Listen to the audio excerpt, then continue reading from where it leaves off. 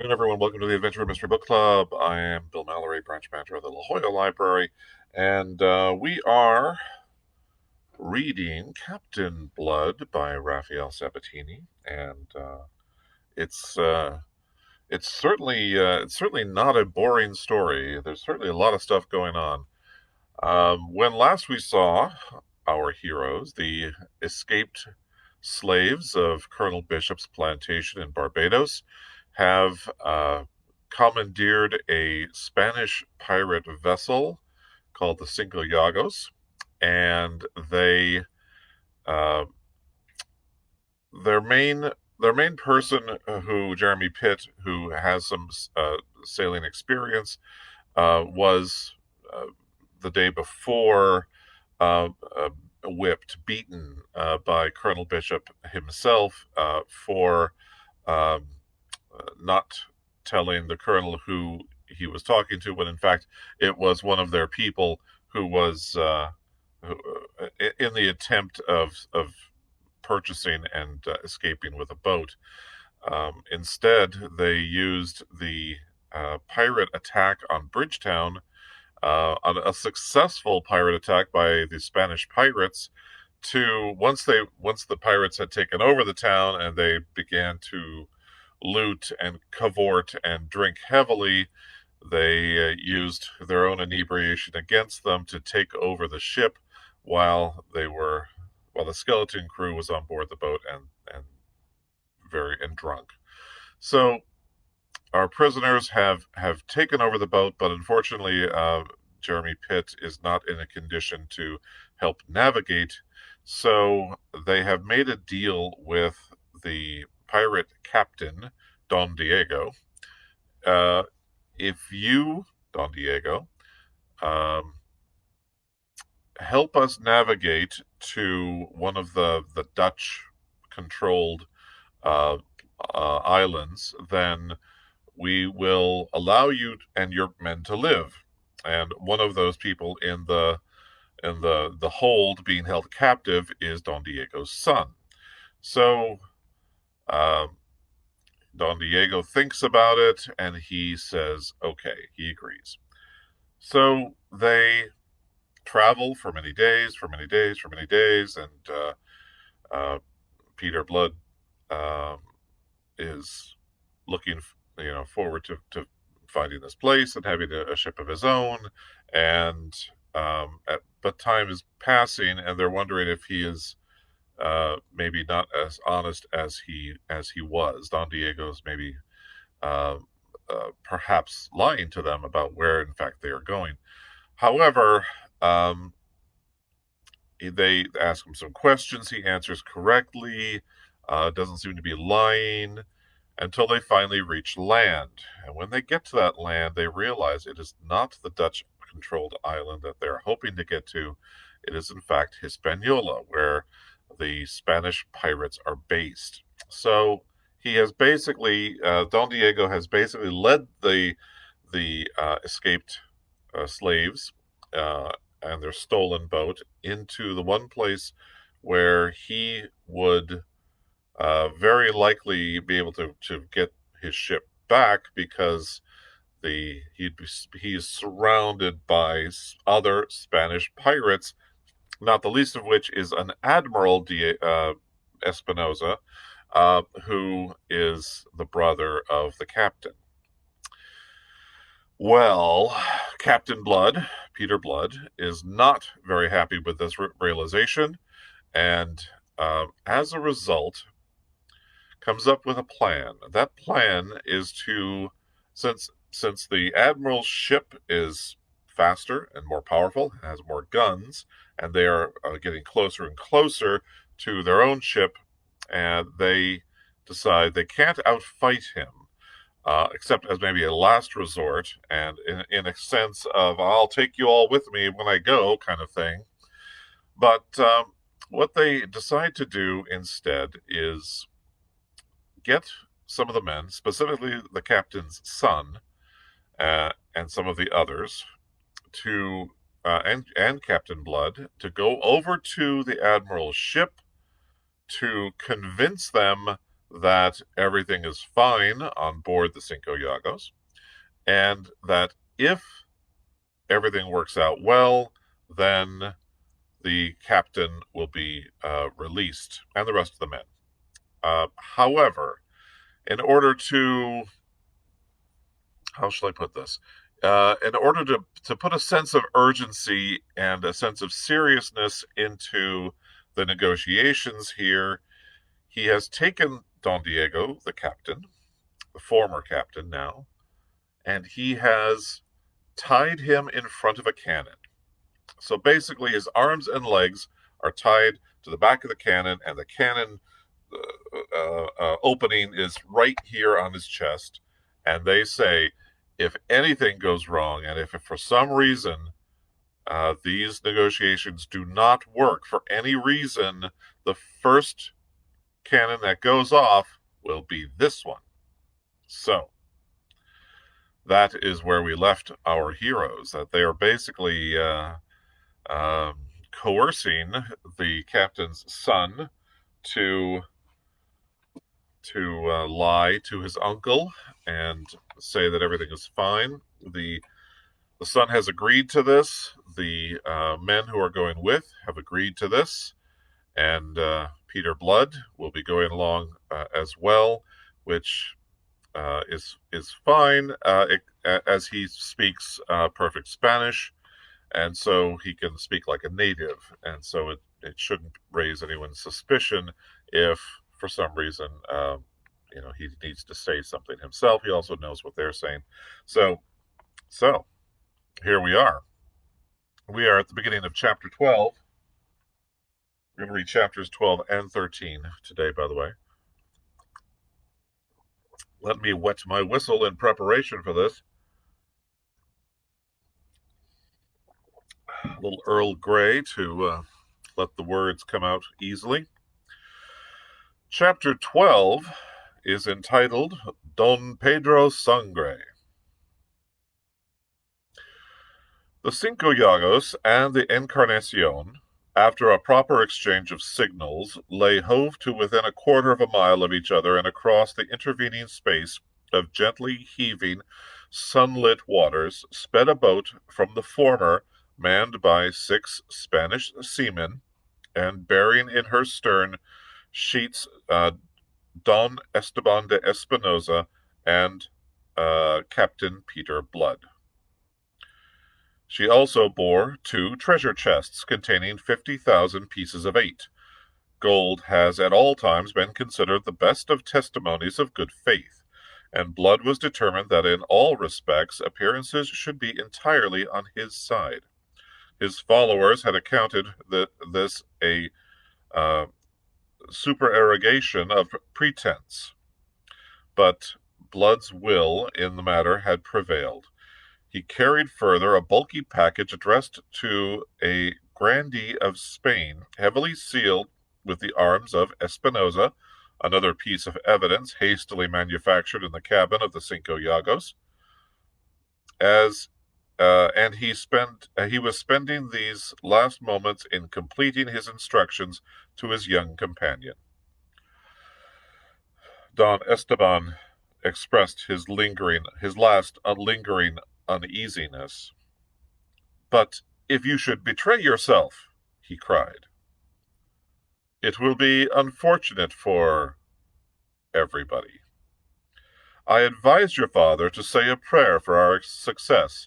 I depend upon you to help me more materially." "I will do my best. God knows I will do my best," the boy protested. Blood nodded thoughtfully, and no more was said until they bumped alongside the towering mass of the Encarnacion. Up the ladder went Don Esteban, closely followed by Captain Blood. In the waist stood the Admiral himself to receive them, a handsome, self-sufficient man, very tall and stiff, a little older and grayer than Don Diego, whom he closely resembled. He was supported by 4 officers, a friar in the black and white habit of Saint Dominic. Don Miguel opened his arms to his nephew, whose lingering panic he mistook for pleasurable excitement, and having enfolded him to his bosom, turned to greet Don Esteban's companion. Peter Blood bowed gracefully, entirely at his ease, so far as might be judged from appearances. "I am," he announced, making a literal translation of his name, "Don Pedro Sangre, an unfortunate gentleman of Leon, lately delivered from captivity by Don Esteban's most gallant father." And in a few words he sketched the imagined conditions of his capture by and deliverance from those accursed heretics who held the island of Barbados. "Benedictimus Domino," said the friar to his tale. "Ex hoc nunc end usque in seculum," replied Blood, the occasional papist with lowered eyes. The admiral and his attending officers gave him a sympathetic hearing and a cordial welcome. Then came the dreaded question. "But where is my brother? Why has he not come himself to greet me?" It was young Espinosa who answered this. "My father is afflicted at denying himself that honor and pleasure. But unfortunately, Sir Uncle, he is a little indisposed. Oh, nothing grave, merely sufficient to make him keep his cabin. It is a little fever, the result of a slight wound taken in the recent raid upon Barbados, which resulted in this gentleman's happy deliverance." "Nay, nephew, nay," Don Miguel protested with ironic repudiation. "I can have no knowledge of these things. I have the honor to represent upon the seas his Catholic Majesty, who is at peace with the King of England. Already you have told me more than it is good for me to know. I will endeavor to forget it. And I will ask you, sirs," he added, glancing at his officers, "to forget it also." But he winked into the twinkling eyes of Captain Blood, then added matter that at once extinguished that twinkle. "But since Diego cannot come to me, why, I will go across to him." For a moment Don Esteban's face was a mask of pallid fear. Then Blood was speaking in a lowered, confidential voice that admirably blended suavity, impressiveness, and sly mockery.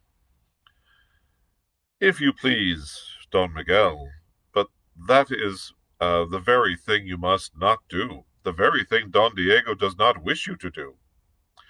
You must not see him until his wounds are healed. That is his own wish.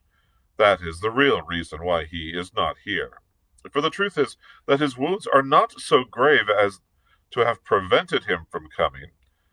It was his consideration of himself and the false position in which you would be placed if you had direct word from him of what has happened. As your Excellency has said, there is peace between his Catholic Majesty and the King of England, and your brother, Don Diego." He paused a moment. "I am sure that I need say no more. What you hear from us is no more than mere rumor. Your Excellency understands." His Excellency frowned thoughtfully. "I understand, in part," said he. Captain Blood had a moment's uneasiness. Did the Spaniard doubt his bona fides? Yet, in dress and speech, he knew himself to be impeccably Spanish, and was not Don Esteban there to confirm him? He swept on to afford further confirmation before the admiral could say another word. "And we have in that boat below 2 chests containing 50,000 pieces of 8, which we are to deliver to your Excellency." His Excellency jumped. There was a sudden stir among the officers. "They are the ransom extracted by Don Diego from the governor—" "Not another word, in name of heaven!" cried the admiral in alarm. "My brother wishes me to assume charge of this money to carry it to Spain for him? Well, that is a family matter between my brother and myself, so it can be done. But I must not know—" He broke off. "Hum!"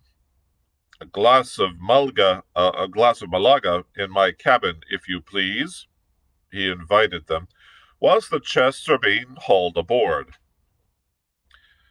He gave his orders touching the embarkation of these chests, then led the way to his regally appointed cabin, his 4 officers and the friar following by particular invitation. Seated at table there, with the tawny wine before them, and the servant who had poured it withdrawn, Don Miguel laughed and stroked his pointed, grizzled beard. "Virgin Santissima! That brother of mine has a mind that thinks of everything. Left to myself, I might have committed a fine indiscretion by venturing aboard his ship at such a moment. I might have seen things which, as Admiral of Spain, it would be difficult for me to ignore." Both Esteban and Blood made haste to agree with him, and then Blood raised his glass and drank to the glory of Spain and the damnation of the besotted James, who occupied the throne of England. The latter part of his toast was, at least, sincere. The Admiral laughed. "Sir, sir, you need my brother here to curb your imprudences. You should remember that his Catholic Majesty and the King of England are very good friends. That is not a toast to propose in this cabin. But since it has been proposed, and by one who has such particular personal cause to hate these English hounds, why, we will honor it, but unofficially." They laughed and drank the damnation of King James quite unofficially, but the more fervently on that account than Don Esteban, uneasy on the score of his father, and remembering that the agony of Don Diego was being protracted with every moment that they left him in his dreadful position, rose and announced that they must be returning. "My father," he explained, "is in haste to reach San Domingo. He desired me to stay no longer than necessary to embrace you. If you will give us leave, then, Sir Uncle?" In the circumstances, Sir Uncle did not insist. As they returned to the ship's side, Blood's eyes anxiously scanned the line of seamen leaning over the bulwarks in idle talk with the Spaniards in the cockboat that waited at the ladder's foot. But their manner showed him that there was no ground for his anxiety. The boat's crew had been wisely reticent. The Admiral took leave of them, of Esteban affectionately, and of Blood ceremoniously. "I regret to lose you so soon, Don Pedro. I wish that you could have made a longer visit to the Encarnacion." "I am indeed unfortunate," said Captain Blood politely. "But it is my hope that we may meet again." "That is to flatter me beyond all that I deserve." They reached the boat, and as she cast off from the great ship, As they were pulling away, the Admiral waving to them from the taffrail, they heard the shrill whistle of the boatswain piping up hands to their stations, and before they had reached the Cinco Llagos, they beheld the Encarnacion go about under sail. She dipped her flag to them, and from her poop a gun fired a salute. Aboard the Cinco Llagos, someone, it proved afterwards to be Hagthorpe, had the wit to reply in the same fashion. The comedy was ended. Yet there was something else to follow as an epilogue, a thing that added a grim, ironic flavor to the whole. As they stepped into the waist of the Cinco Llagos, Hagthorpe advanced to receive them. Blood observed the set, almost scared expression of his face. "I see that you found it," he said quietly. Hagthorpe's eyes looked a question, but his mind dismissed whatever thought it held. "Don Diego," he was beginning, and then stopped, and looked curiously at Blood. Noting the pause and the look, Esteban bounded forward, his face livid. Have you broken faith, you curs? Has he come to harm? He cried, and the 6 Spaniards behind him grew clamorous with furious questionings. We do not break faith, said Hagthorpe firmly, so firmly that he quieted them. And in this case there was not the need. Don Diego died in his bonds before ever you reached the Encarnacion. Peter Blood said nothing. Died? Screamed Esteban. You killed him, you mean? Of what did he die? Hagthorpe looked at the boy. If I am a judge, he said, Don Diego died of fear. Don Esteban struck Hagthorpe across the face at that, and Hagthorpe would have struck back, but that Blood got between, whilst his followers seized the lad. Let be, said Blood. You provoked the boy by your insult to his father. I was not concerned to insult, said Hagthorpe, nursing his cheek. It was what happened. Come and look. I have seen, said Blood. He died before I left the Cinco Llagos. He was hanging dead in his bonds when I spoke to him before leaving. What are you saying? Cried Esteban. Blood looked at him gravely, yet for all his gravity he seemed almost to smile, though without mirth. If you had known that, eh? He asked at last. For a moment Don Esteban stared at him wide-eyed, incredulous. I don't believe you, he said at last. Yet you may. I am a doctor, and I know death when I see it. Again there came a pause, whilst conviction sank into the lad's mind. If I had known that, he said at last in a thick voice, you would be hanging from the yardarm of the Encarnacion at this moment. I know, said Blood. I am considering it, the profit that a man may find in the ignorance of others. But you'll hang there yet, the boy raved. Captain Blood shrugged and turned on his heel, but he did not, on that account, disregard the words, nor did Hagthorpe, nor yet the others who overheard them, as they showed at the council held that night in the cabin. This council was meant to determine what should be done with the Spanish prisoners, considering that Caraco was now lay beyond their reach, as they were running short of water and provisions, and also that Pitt was hardly yet in case to undertake the navigation of the vessel. It had been decided that, going east of Hispaniola, and then sailing along its northern coast, they should make for Tortuga, that haven of the buccaneers, in which lawless port they had at least no danger of recapture to apprehend. It was now a question whether they should convey the Spaniards thither with them, or turn them off in a boat to make the best of their way to the coast of Hispaniola, which was but 10 miles off. This was the course urged by Blood himself. There was nothing else to be done, he insisted. In Tortuga they would be flayed alive. Which is less than the swine deserve, growled Wolverstone. And you'll remember, Peter, put in Hagthorpe, that boy's threat to you this morning. If he escapes and carries word of all this to his uncle, the Admiral, the execution of that threat will become more than possible. It says much for Peter Blood that the argument should have left him unmoved.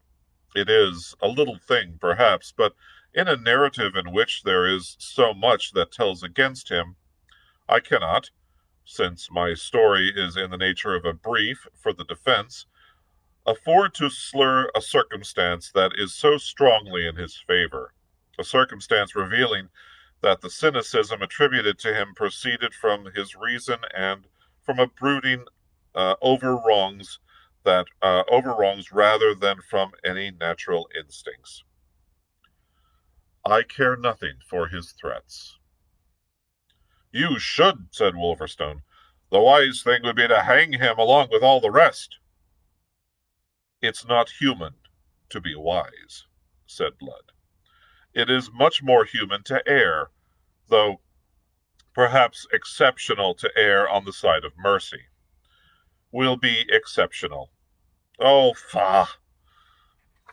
I've no stomach for cold-blooded killing. At daybreak, pack the Spaniards into a boat with a keg of water and a sack of dumplings, and let them go to the devil. That was his last word on the subject, and it prevailed by virtue of the authority they had vested in him, and of which he had taken so firm a grip. At daybreak, Don Esteban and his followers were put off in a boat. 2 days later, the Cinco Llagos sailed into the rock-bound bay of Cayona, which nature seemed to have designed for the stronghold of those who had appropriated it.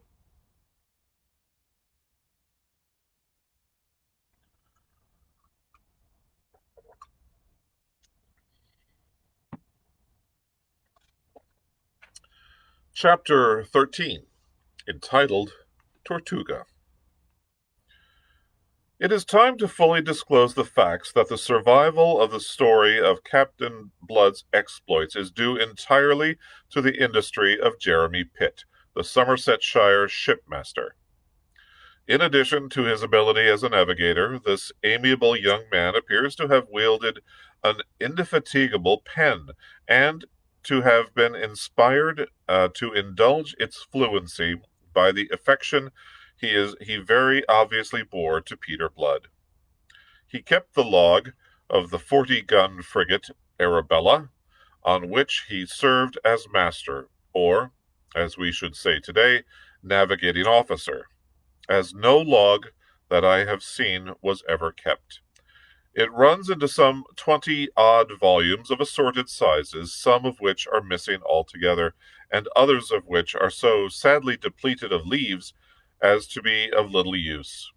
But if at times, in the laborious perusal of them, they are preserved in the library of Mr. James Speke of Comerton, I have inveighed against these lacunae.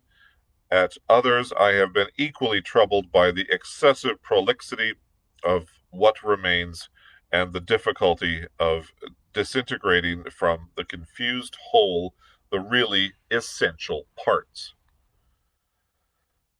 I have a suspicion that Esquemeling, though how or where I can make no surmise, must have obtained access to these records, and that he plucked from them the brilliant feathers of several exploits to stick them into the tail of his own hero, Captain Morgan.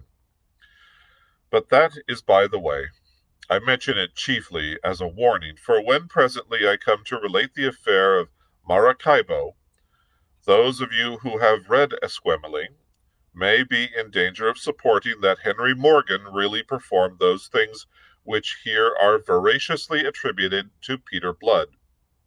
I think, however, that when you come to weigh the motives actuating both Blood and the Spanish admiral in that affair, and when you consider how integrally the event is a part of Blood's history, whilst merely a detached incident in Morgan's, you will reach my own conclusion as to which is the real plagiarist.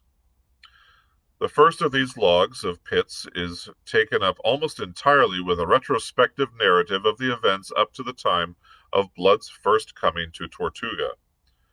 This and the Tannet collection of state trials are the chief, though not the only sources of my history so far.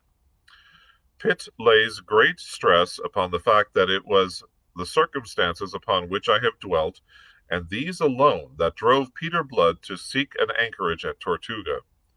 He insists at considerable length, and with a vehemence which in itself makes it plain that an opposite opinion was held in some quarters, that it was no part of the design of Blood or of any of his companions in misfortune to join hands with the buccaneers, who, under a semi-official French protection, made of Tortuga a lair whence they could sally out to drive their merciless piratical trade, chiefly at the expense of Spain. It was, Pitt tells us, Blood's original intention to make his way to France or Holland, but in the long weeks of waiting for a ship to convey him to one or the other of these countries, his resources dwindled and finally vanished. Also, his chronicler thinks that he detected signs of some secret trouble in his friend, and he attributes to this abuses of the potent West Indian spirit of which Blood became guilty in those days of inaction, thereby sinking to the level of the wild adventurers with whom ashore he associated. I do not think that Pitt is guilty in this merely of special pleading, that he is putting forward excuses for his hero. I think that in those days there was a good deal to oppress Peter Blood. There was the thought of Arabella Bishop, and that this thought loomed large in his mind we are not permitted to doubt. He was maddened by the tormenting lure of the unattainable. He desired Arabella, yet knew her beyond his reach irrevocably and for all time. Also, whilst he may have desired to go to France or Holland, he had no clear purpose to accomplish when he had reached one or the other of these countries. He was, when all is said, an escaped slave, an outlaw in his own land and a homeless outcast in any other. There remained the sea, which is free to all, and particularly alluring to those who feel themselves at war with humanity.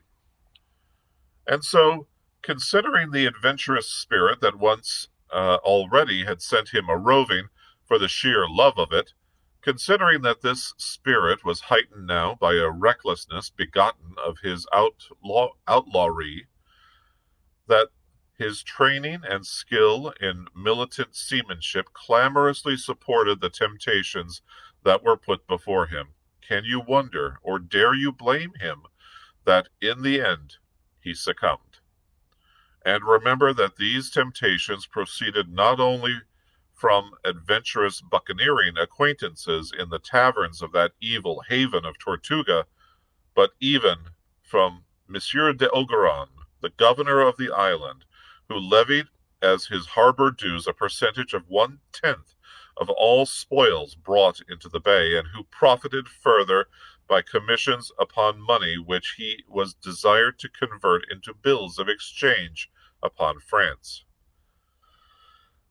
A trade that might have worn a repellent aspect when urged by greasy, half-drunken adventurers, buccan hunters, lumbermen, beachcombers, English, French, and Dutch, became a dignified, almost official form of privateering when advocated by the courtly, middle-aged gentlemen who, in representing the French West India Company, seemed to represent France herself.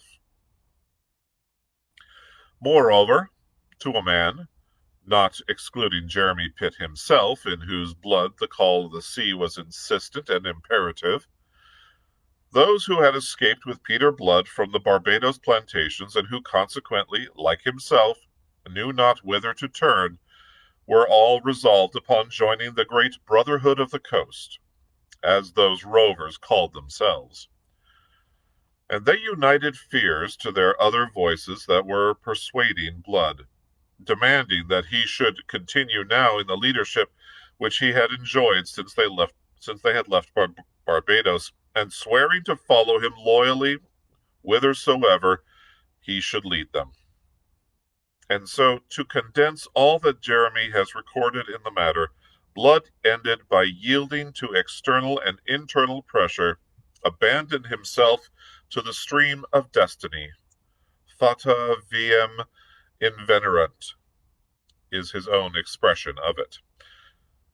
If he resisted so long, it was, I think, the thought of Arabella Bishop that restrained him. That they should be destined never to meet again did not weigh at first, or, indeed, ever. He conceived the scorn with which she would come to hear of his having turned pirate, and the scorn, though as yet no more than imagined, hurt him, as if it were already a reality. And even when he had conquered this, still the thought of her was ever present. He compromised with the conscience of that her memory kept him disconcertingly active.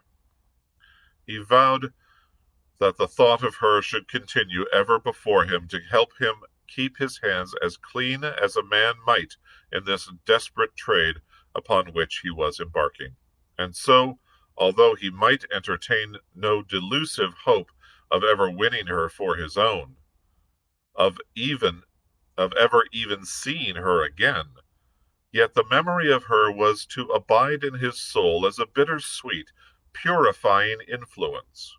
The love that is never to be realized will often remain a man's guiding ideal. The resolve being taken, he went actively to work. Ogeron was most accommodating of governors, advanced him money for the proper equipment of his ship, the Cinco Llagos, which he renamed the Arabella. This, after some little hesitation, fearful of thus setting his heart upon his sleeve. But his Barbados friends accounted it merely an expression of the ever-ready irony in which their leader dealt. To the score of followers he already possessed, he added 60 more, picking his men with caution and discrimination. And he was an exceptional judge of men, from amongst the adventurers of Tortuga. With them all he entered into the articles usual among the brethren of the coast, under which each man was to be paid by a share in the prizes captured. In other respects, however, the articles were different. Aboard the Arabella, there was to be none of the ruffianly indiscipline that normally prevailed in buccaneering vessels. Those who shipped with him undertook obedience and submission in all things to himself and to the officers appointed by election. Any to whom this clause in the articles was distasteful might follow some other leader. Towards the end of December, when the hurricane season had blown itself out, he put to sea in his well-found, well-manned ship.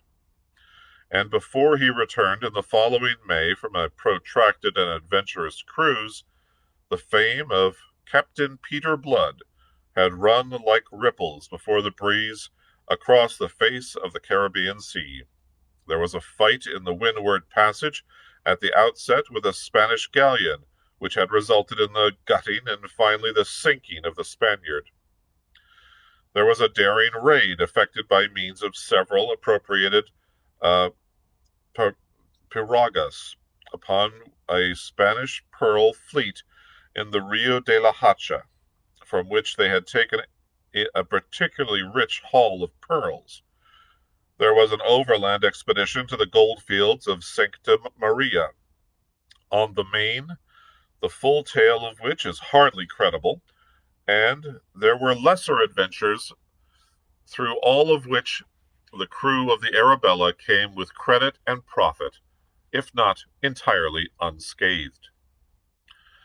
And so it happened that before the Arabella came homing to Tortuga in the following May to refit and repair, for she was not without scars, as you conceive, the fame of her and of Peter Blood, her captain, had swept from the Bahamas to the Windward Isles, from New Providence to Trinidad. An echo of it had reached Europe, and the court of St. James' angry representations were made by the ambassador of Spain, to whom it was answered that it must not be supposed that this Captain Blood held any commission from the King of England, that he was, in fact, a proscribed rebel, an escaped slave, and that any measures against him by his Catholic Majesty would receive the cordial approbation of King James II. Don Miguel de Espinosa, the Admiral of Spain in the West Indies, and his nephew, Don Esteban, who sailed with him, did not lack the will to bring the adventurer to the yardarm. With them, this business of capturing Blood, which was now an international affair, was also a family matter. Spain, through the mouth of Don Miguel, did not spare her threats. The report of them reached Tortuga, and with it the assurance that Don Miguel had behind him not only the authority of his own nation, but that of the English king as well.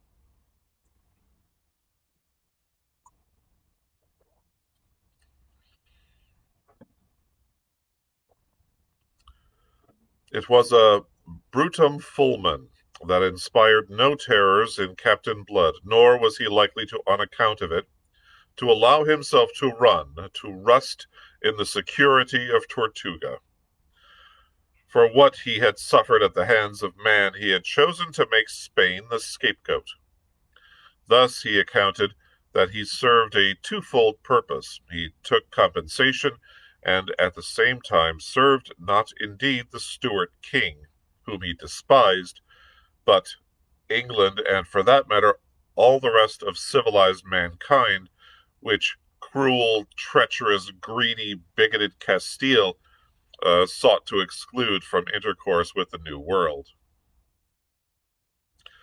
One day, as he sat with Hagthorpe and Wolverstone over a pipe and a bottle of rum in the stifling reek of tar and stale tobacco of a waterside tavern, he was accosted by a splendid ruffian in a gold-laced coat of dark blue satin, with a crimson sash a foot wide about the waist.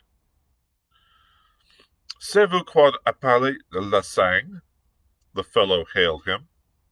Captain Blood looked up to consider the questioner before replying. The man was tall and built on lines of agile strength, with a swarthy, aquiline face that was brutally handsome. A diamond of great price flamed on the indifferently clean hand resting on the pommel of his long rapier, and there was gold rings in his ears, half concealed by long ringlets of oily chestnut hair. Captain Blood took the pipe stem from between his lips. "My name," he said, "is Peter Blood. The Spaniards know me for Don Pedro Sangre, and a Frenchman may call me La Sang, if he pleases." "Good," said the gaudy adventurer in English, and without further invitation he drew up a stool and sat down at the greasy table.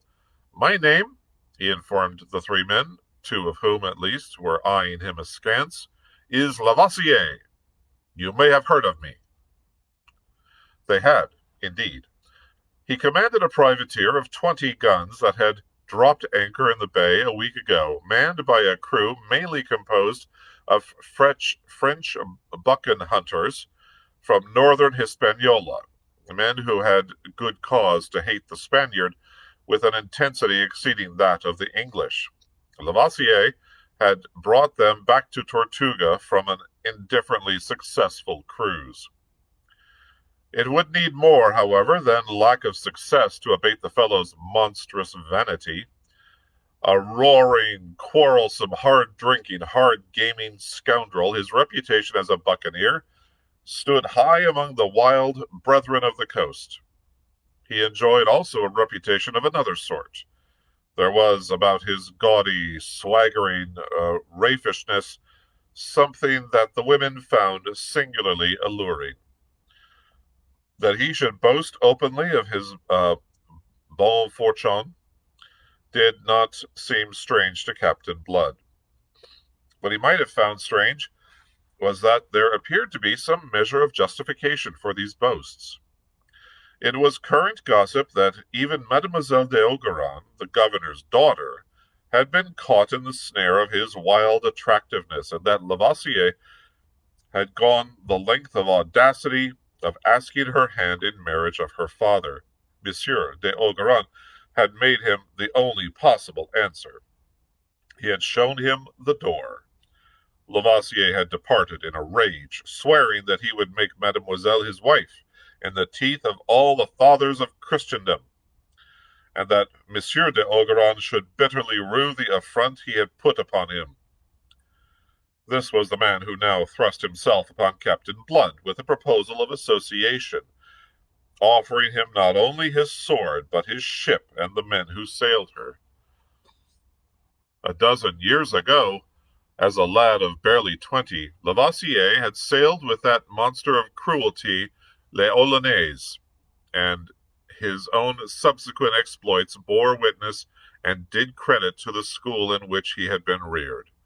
I doubt if in his day there was a greater scoundrel among the brethren of the coast than this Lavoisier. And yet, repulsive though he found him, Captain Blood could not deny that the fellow's proposals displayed boldness, imagination, and resource, and he was forced to admit that jointly they could undertake operations of a greater magnitude than was possible singly to either of them. The climax of Lavoisier's project was to be a raid upon the wealthy mainland of Maracaibo. But for this, he admitted, 600 men at the very least would be required, and 600 men were not to be conveyed in the 2 bottoms they now commanded. Preliminary cruises must take place, having for one of their objects the capture of further ships. Because he disliked the man, Captain Blood would not commit himself at once. But because he liked the proposal, he consented to consider it, being afterwards pressed by both Hagthorpe and Wolverstone, who did not share his own personal dislike of the Frenchman. The end of the matter was that within a week articles were drawn up between Lavoisier and Blood and signed by them and, as was usual, by the chosen representative of their followers. These articles contained, inter alia, the common provisions that, should the 2 vessels separate, a strict account must afterwards be rendered of all prizes severely taken, whilst or severally taken. Let's try this again. The articles contained, inter alia, the common provisions that, should the 2 vessels separate, a strict account must afterwards be rendered of all prizes severally taken, whilst the vessel taking a prize should retain 3/5 of its value, surrendering 2/5 to its associate. These shares were subsequently to be subdivided among the crew of each vessel in accordance with the articles already obtaining between each captain and his own men. For the rest, the articles contained all the clauses that were usual, among which was the clause that any man found guilty of abstracting or concealing any part of a prize, be it of the value of no more than a peso, should be summarily hanged from the yardarm. All being now settled, they made ready for sea, and on the very eve of sailing, Lavoisier narrowly escaped being shot in a romantic attempt to scale the wall of the governor's garden, with the object of taking passionate leave of the infatuated Mademoiselle de Ogeron. He desisted after having been twice fired upon from a fragrant ambush of pimento trees where the governor's guards were posted, and he departed, vowing to take different and very definite measures on his return. That night he slept on board his ship, which, with characteristic flamboyance, he had named La Foudre, and there on the following day he received a visit from Captain Blood, who greeted him half mockingly as his admiral. The Irishman came to settle certain final details, of which all that need concern us is an understanding that in the event of the 2 vessels becoming separated by accident or design, they should rejoin each other as soon as might be at Tortuga. Thereafter, Lavoisier entertained his admiral to dinner, and jointly they drank success to the expedition so copiously on the part of Lavoisier that when the time came to separate, he was nearly drunk as it seemed possible for him to be, and yet retain his understanding. Finally, towards evening, Captain Blood went over the side and was rowed back to his great ship with her red bulwarks and gilded ports, touched into a lovely thing of flame by the setting sun. He was a little heavy-hearted. I have said that he was a judge of men, and his judgment of Lavoisier filled him with misgivings, which were growing heavier in a measure as the hour of departure approached. He expressed it to Wolverstone, who had met him and as he stepped aboard the Arabella. You over-persuaded me into those articles, you blackguard, and it'll surprise me if any good comes of this association. The giant rolled his single bloodthirsty eye and sneered, thrusting out his heavy jaw. We'll wring the dog's neck if there's any treachery. So we will, if we are there to wring it by then. And on that, dismissing the matter. We sail in the morning on the first of the ebb, he announced, and went off to his cabin. And that is the conclusion of Chapter 13 of Captain Blood, Don Pedro Sangre. So here we see we have come to a kind of transition from a slave who has done his best to escape from a terrible situation to actually accepting the role of pirate captain, leader of buccaneers, although obviously a nicer bunch of buccaneers, I guess, if you will. And anyway, we'll talk about more about this next time we meet, which will be next Wednesday in 2 days at 4 p.m., as we will read our next 2 chapters and hopefully find out more about what happens to Captain Blood and the crew of the Arabella. Thank you for joining me today. I hope you're reading along with your own copy or reading along on Project Gutenberg, where a free copy can be found. And we'll see you again in 2 days. Bye, everyone.